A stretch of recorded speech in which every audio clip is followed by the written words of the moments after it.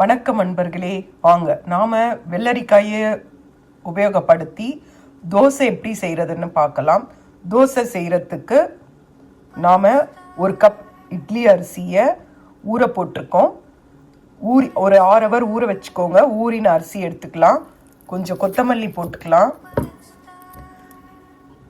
அதுக்கு பிறகு 2 பச்சை மிளகாய் போட்டுக்கோங்க. உங்களுக்கு காரம் கம்மியாக தான் இருக்கும், வேணும்னா இன்னும் கூட சேர்த்துக்கிறதா இருந்தால் சேர்த்துக்கோங்க. 1/4 துண்டு இஞ்சி போட்டுக்கோங்க.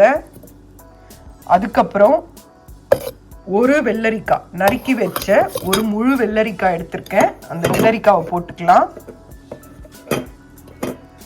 அதுக்கப்புறம் ஊற வச்ச அரிசியும் நாம் இதில் சேர்த்துக்கலாம். அதுக்கு பிறகு ஒரு 4 டேபிள் ஸ்பூன் தேங்காய் சேர்த்துக்கோங்க. துருவின தேங்காய் சேர்த்துக்கோங்க. வாங்க பார்க்கலாம். இப்போ அரிசி சேர்த்துட்டேன், தேங்காய் சேர்த்துட்டேன்.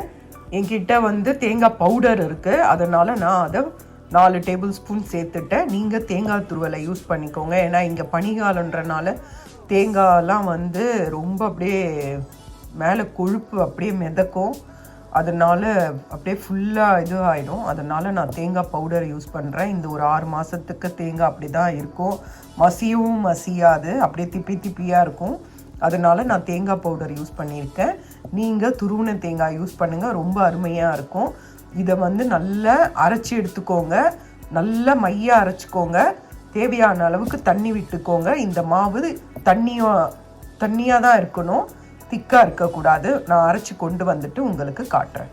நான் அரைச்சி கொண்டு வந்துட்டேங்க, மிக்சியில் போட்டு.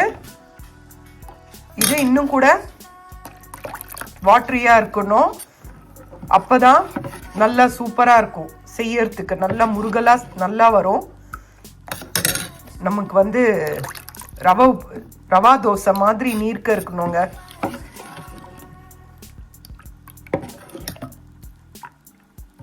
இன்னும் கூட தண்ணி விடலாம்.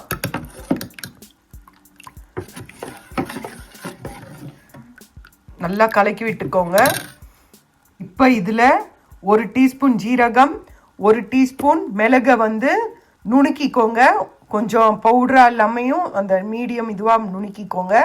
பெருங்காயம் 1/2 டீஸ்பூன், தேவையான அளவு உப்பு, நல்லா கருவேப்பிலையை நல்லா சின்னதாக போடுங்க, நறுக்கி போடுங்க. இதை நாம் அரைச்சி வச்சிருக்க மாவில் கலந்துடலாம். விருப்பம் இருந்தால் வெங்காயம் கூட பொடியாக நறுக்கி போடலாம். பொடியாக நறுக்கணும், அப்போ தான் நல்லாயிருக்கும். கண்ணுக்கு தெரியாமல் பெருசாக இருந்தால் அங்கங்கே அப்படியே உங்களுக்கு இதுவாக இருக்கும்.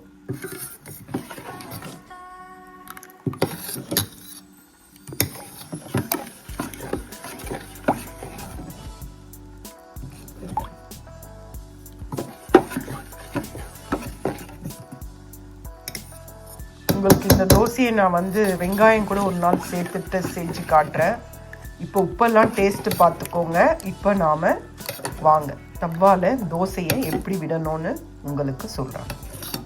உப்பு டேஸ்ட்டு பார்த்துக்கோங்க. இது ரொம்ப அருமையான பிரேக்ஃபாஸ்ட்டுங்க. பிரேக்ஃபாஸ்ட்டும் சாப்பிட்லாம், நைட்டும் சாப்பிட்லாம். இது ரொம்ப ஹெல்த்தி. இதில் வெள்ளரிக்காய் இருக்கனால ரொம்ப உடம்புக்கு நல்லது.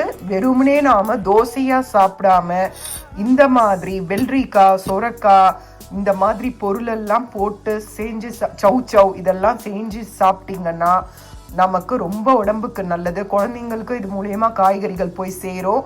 அதுக்கு பிறகு இந்த சுகர் இருக்கிறவங்களுக்கெல்லாம் இந்த மாதிரி தோசையை செஞ்சு சாப்பிட்டிங்கன்னா சுகர் லெவல் ஏறாது.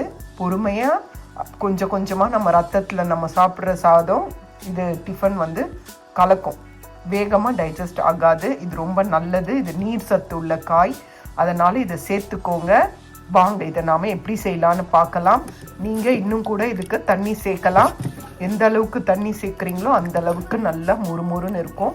வாங்க நான் உப்பு எப்படி டேஸ்ட்டு பார்த்துட்டு அதுக்கப்புறம் நான் தண்ணி சேர்க்குறேன். பாருங்கள், எல்லாம் நல்லா கலந்து தோசை பக்குவத்திற்கு, ரவா தோசை பக்குவத்துக்கு கரைச்சி வச்சுருக்கேன். இப்போ இதை நாம் தவாவில் விடலாம். அதே மாதிரி இன்னொரு கரண்டி எடுத்து எங்கே இல்லையோ அங்கங்கே விடணும். அவ்வளோதாங்க. இப்போ சுற்றி எண்ணெய் விட்டுருங்க. அவ்வளோதான். பொறுமையாக எடுங்க. நல்லா பேப்பர் மாதிரி இருக்கும், அதனால கொஞ்சம் மெதுவாக அது நிதானமாக அது வெந்த பிறகு எடுக்கணும். அவ்வளோதாங்க. இப்போ பாருங்க, தோசை பாருங்க எவ்வளோ நல்லா எவ்வளோ நல்லா எடுக்க வருது பாருங்க.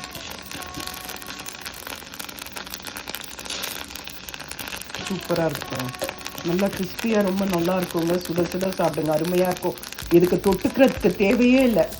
நாம் ஒரு 4-5 சாப்பிட்டா கூட வயிறு ஃபுல்லாகாது, அவ்வளோ அருமையாக இருக்கும். நல்லா மெலிசாக இருக்கிறனால உங்களுக்கு எத்தனை சாப்பிட்டாலுமே சாப்பிட்டுக்கிட்டே இருக்கலாம்னு தோணும்.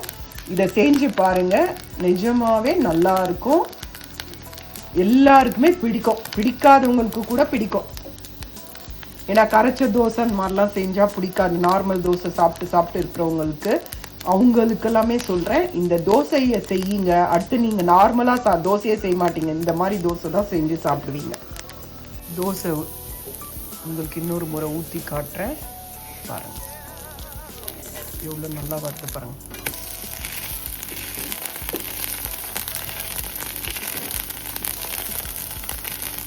இந்த பக்கமும் நல்லா சுருந்த பிறகு உங்களுக்கு நான் காட்டுறேன். இப்போ நம்ம தோசையை திருப்பிடலாம். இதை பாருங்கள், தோசை ரெடி பாருங்கள். எவ்வளோ நல்லா கிறிஸ்பியாக இருக்கு பாருங்கள். சாப்பிட்றதுக்கு நல்லா சுவையாக இருக்கும். இது செஞ்சு பாருங்கள், இது ரொம்ப உடம்புக்கு நல்லது. இதை செஞ்சு பார்த்துட்டு உங்களுக்கு இந்த தோசை பிடிச்சிருந்தா செஞ்சு பாருங்கள். கண்டிப்பாக பிடிச்சிருந்தா என்னோடய வீடியோவுக்கு லைக் பண்ணுங்கள். நன்றி, வணக்கம்.